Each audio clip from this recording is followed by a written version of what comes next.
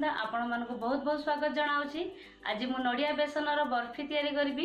यही recipe start करने पूर्व प्रथमे आपण मोर चैनल टी सब्सक्राइब करूँ और पाखरे बेल आइकन टी क्लिक करूँ जहाँफल आपण मैंने मोर वीडियो न्यू न्यू नोटिफिकेशन पाइपर। तेज आसतु तैयारी करबा आज नड़िया बेसन बर्फी।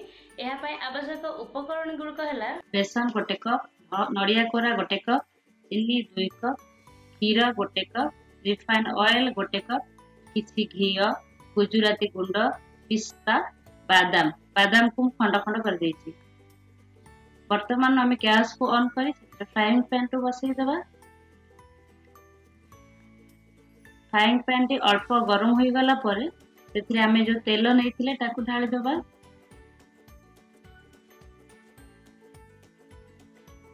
एबे बाकी सामग्री जेपर कि बेसन,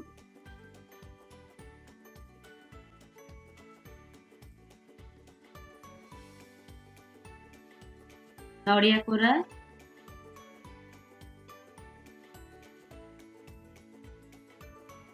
चीनी,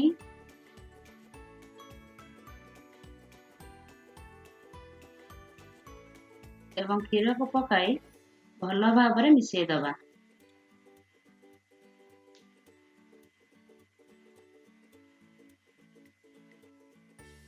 यह को आम भल भाव में मिसेबा जेपरिक बेसनर दाना गोटे भी न रही।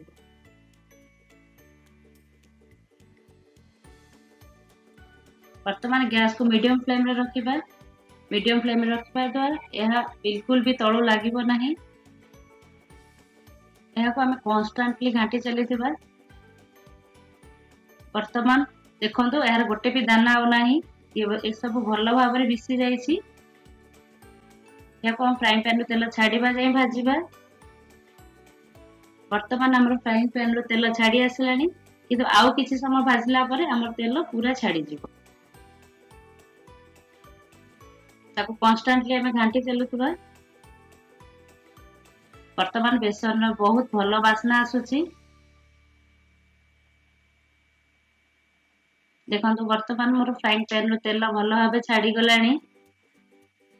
वर्तमान मु गैस टी को बंद कर देबी। सेथिरे रखितबा गुजराती गुंड पकाई देबी।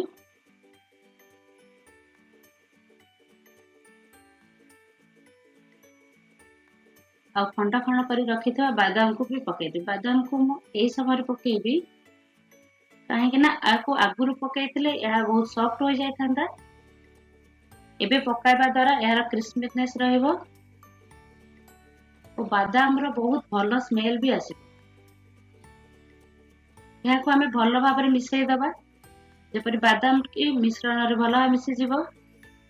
वर्तमान पैन टी को साइड कर देबी और गोटे पात्र नहीं यार तल पट को घी लगाई देबी। आपण को घरे जो भी सामग्री थिबो आपण ताक नै परिबे।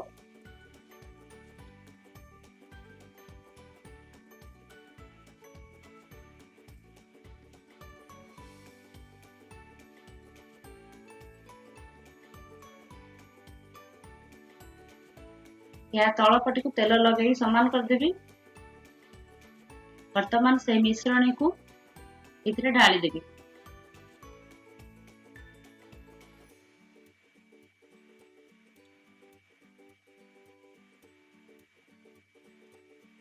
बहुत भल वासना आसुची।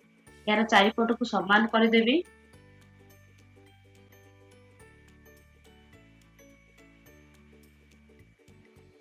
यह को हल्ले चारिपट को यार समान कर देबा सेपट के सब पट समान रहइबो तो काटिला बेले हमको किछ असुविधा हबनी। सब सेप समान आसीबो।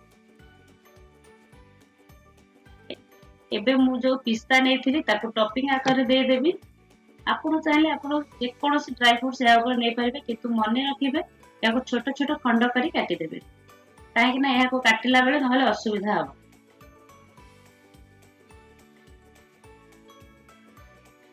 वर्तमान याको रूम टेम्परेचर रे किछ ठंडा हवा को छाडी दबा।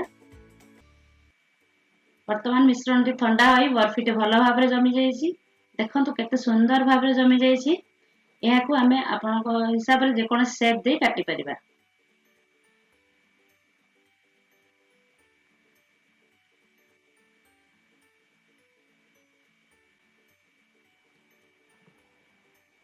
बर्तमान प्रस्तुत हो गला आमर स्वादिष्ट नड़िया बेसन बर्फी। यह आपण मैंने घरे निश्चित भाव ट्राए करूँ एवं सर्व करूँ। जदि मोर ये भिडटी आपण मानक भल लगी था तेज यह अधिक अधिक शेयर करूँ। मोर चैनल टी निश्चित भाव सब्सक्राइब करूँ और पाखरे बेल आइकन टी क्लिक करूँ। Thank you.